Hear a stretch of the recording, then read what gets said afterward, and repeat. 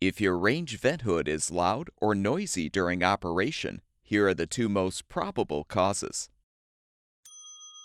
If the blower motor is making a loud noise, it's likely the bearings have worn out and the motor shaft is binding.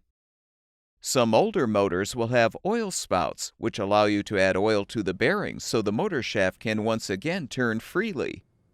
However, attempting to lubricate most newer motors is not recommended, and you should simply replace the motor with a new one to solve the problem. It's also possible that a damaged fan blade or blower wheel could be responsible for noisy operation. Check to see if the fan blade spins freely by hand or if there is any obstruction in the blower housing. If the blade or blower wheel have trouble spinning, you will probably need to replace the component and possibly the housing as well. Both of the parts shown in this video are available on our website. Be sure to enter the full model number of your product to find the specific replacement part that will fix your range vent hood.